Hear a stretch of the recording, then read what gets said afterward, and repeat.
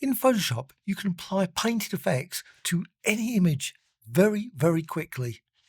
As simple as selecting the history panel and selecting the open. So let's go right back to the start. Here in the history panel, you can find that in the window menu. Just go to the left side and you can see here the history state. So open, make certain you just put that there. That's the key thing. And then go here, Art History Brush.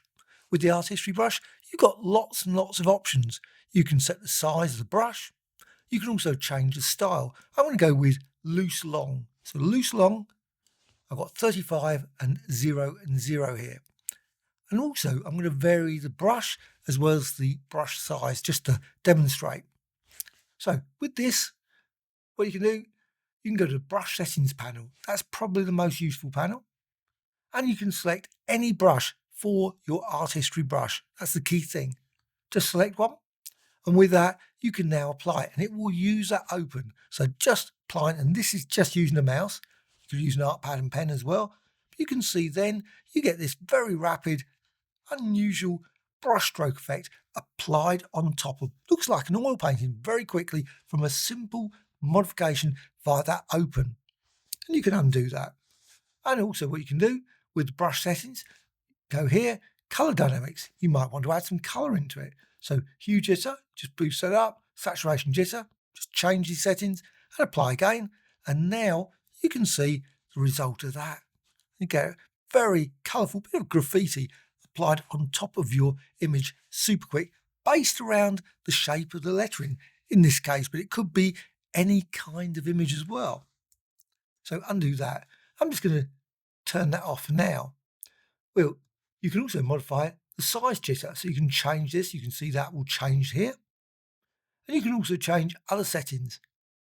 But a useful one here, brush tip shape, just go here. You can change the spacing. So maybe decide to space it a bit more. So increase it. I'm going for 43 here.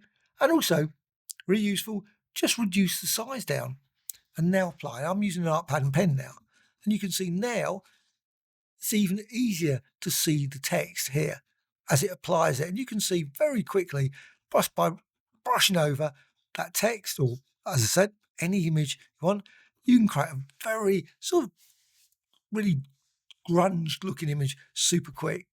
Okay, what you can also do is you can use this open, but with another apply of fill. So edit and fill. And this time I'm going to use black. So black, and now I can apply it again. And now you can see the result of that. Now you can't really make the text out. It doesn't really come through there because the best thing is reduce the size down the brush. So if you reduce it down, say maybe to say 28, then apply it, then you can start seeing the text. You can just about make out the lettering now. And you can continue to do that. Obviously apply that. And again, you can see now the writing. Undo. Let's just undo that and make it even smaller. And you can reduce it down, say, to 7. Seems a bit counterintuitive, but it does work by just reducing it down to very, very small values and then apply like that.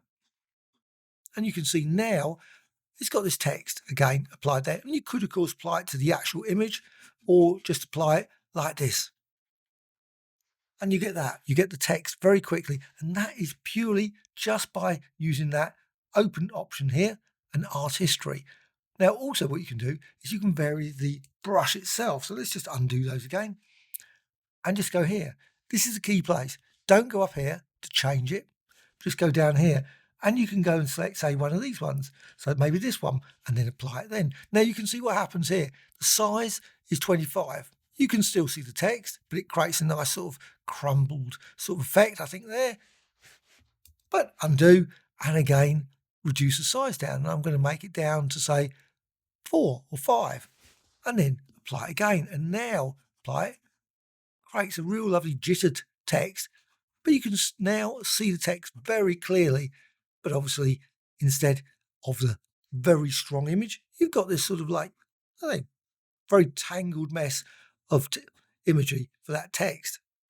And you can, of course, apply some effects to it. So you can always go to filter, apply some filter effects, say blur and Gaussian blur, say, like that. creates a nice like burning effect, and then apply it again just on top. So loosely add it like that. And you can see maybe you don't have to apply it to all of it. So you could just maybe suggest that the letters are there. So maybe go around like that, and then just down there, just a bit more there, and so on. And of course, I say this can be used with any image. It doesn't have to be used with just this textual image here. And again, color dynamics, you can go here and apply that, and you can see then you get this lovely color effect added in as well, applied to your text, and continue up there. It does really depend on the change of the brush, and you can see you've got lots of different brushes to choose from.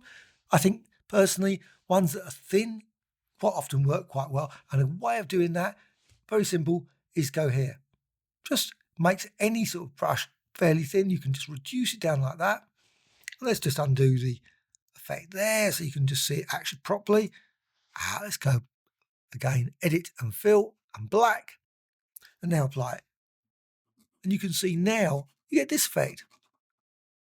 And that's by just reducing it down and making it a lot thinner. Virtually everything can be improved with that thinner brush. Sometimes when it's big, it becomes more a smudge. More a smudge. If you increase the size, let's just increase the size just to show what I mean. Let's push it to 152. It gets like that, which personally I find it makes it very hard to see the text at all.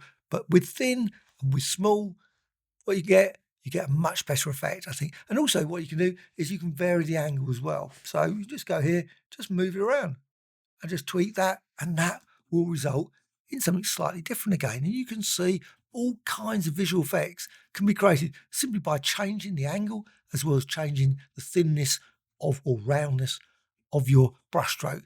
And you can see you get that kind of effect very quickly in Photoshop. Hope you found this of interest. Any questions, please let me know in the comments below. A like or dislike, always appreciated. Please subscribe to the channel